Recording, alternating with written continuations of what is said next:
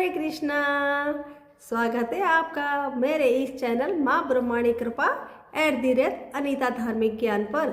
आज मैं आपको अपने इस धार्मिक चैनल पर एकादशी की कहानी सुनाऊंगी। वह एकादशी पाप मोचनी एकादशी है जो कि चैत्र महीने में आती है, चैत्र महीने के कृष्ण पक्ष में आती है। इस एकादशी का पारण विधि कब है, इसका शुभ मुहूर्त कौन सा है, इसका महत्व क्या है, इसके पीछे की कहानी क्या है, इन सब की जानकारी दूंगी।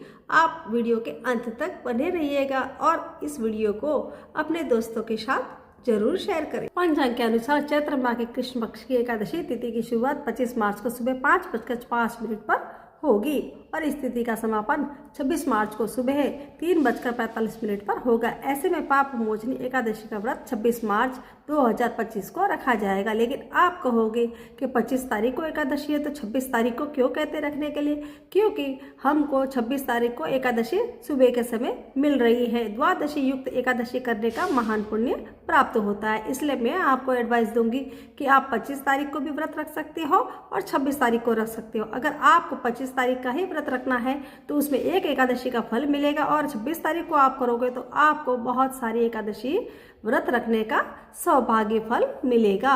इसलिए अगर आप चाहते हो तो 2 दिन एकादशी का व्रत रख सकते हो। लेकिन अब आप कहोगे कि हम 2 दिन व्रत रखेंगे तो हम कैसे रखेंगे? तो आप चाहो तो अगर निर्जल 25 तारीख का निर्जल व्रत रखना चाहते हो तो निर्जल व्रत रख सकते हो और 26 को फलाहार करके भी व्रत रख सकते हो। अगर आपको निर्जल नहीं रखना है तो आप 2 दिन फलाहार करके भी एकादशी का व्रत कर सकते हो। इसका पारण विधि 27 तारीख को पंचांग के अनुसार पाप मोचनी एकादशी का पारण सुबह 25 तारीख को व्रत करेंगे उनका पारण समय 26 मार्च को किया जाएगा। ऐसे में इस दिन पारण का शुभ मुहूर्त दोपहर में 1:58 से लेकर शाम को 4:24 के बीच में होगा।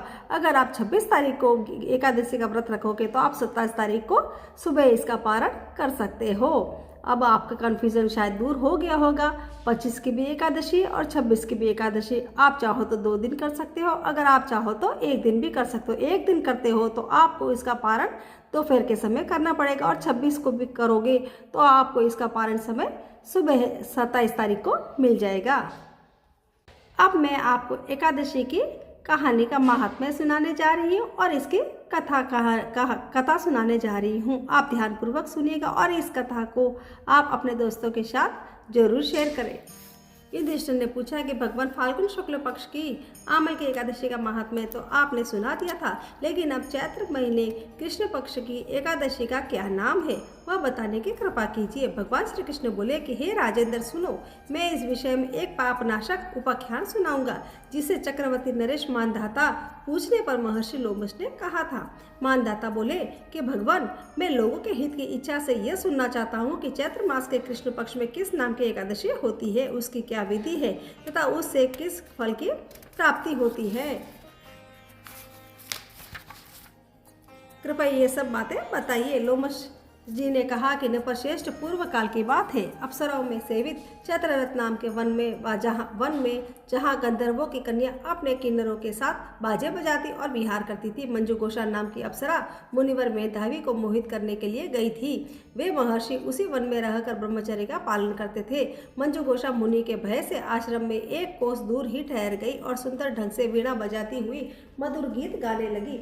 मुनि श्रेष्ठ मेधावी घूमते हुए उधर जा निकले और उस सुंदरी अप्सरा को इस प्रकार गान करते देख सेना सहित कामदेव से परास्त होकर बस मोह के वशीभूत हो गए। मुनि की ऐसी अवस्था देख मंजुघोषा उनके समीप आई और वीणा नीचे रखकर उनका आलिंगन करने लगी। मेधावी भी उसके साथ रमन करने लगे।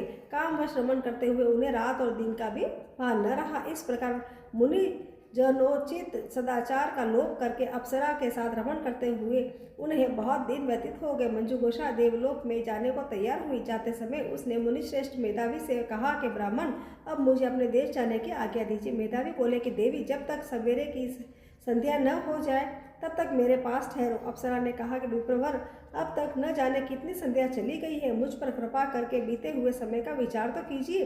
लोमश जी कहते हैं कि राजन, अप्सरा की बात सुनकर मेधावी ने नेत्र आश्चर्य से चकित हो उठे। उस समय उन्होंने बीते हुए समय का हिसाब लगाया तो मालूम हुआ कि उसके साथ रहते 57 वर्ष हो गए और उसे अपनी तपस्या का विनाश करने वाली जानकर मुनि को उस पर बड़ा क्रोध हुआ।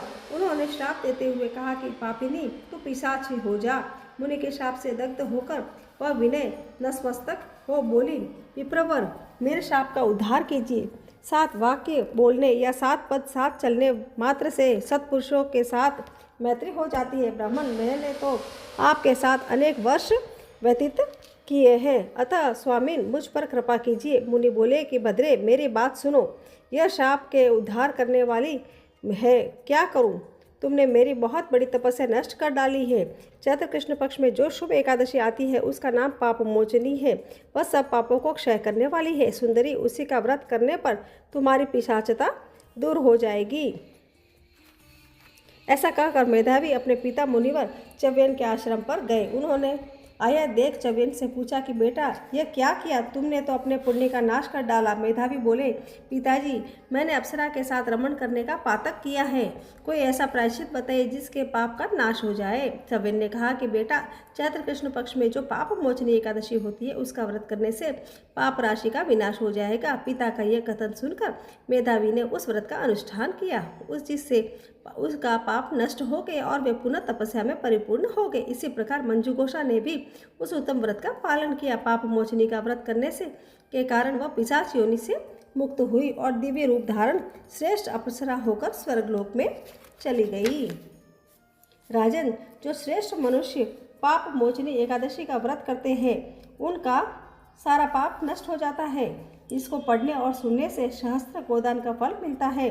ब्रह्म हत्या, सुवर्ण की चोरी, सुरापान और गुरु पत्नी गमन करने वाला महापातक भी इसे व्रत के करने से पाप मुक्त हो जाते हैं। ये व्रत बहुत ही पुण्यमय है। इस प्रकार मेरी ये पाप मोचनी एकादशी का व्रत की कथा पूर्ण हुई।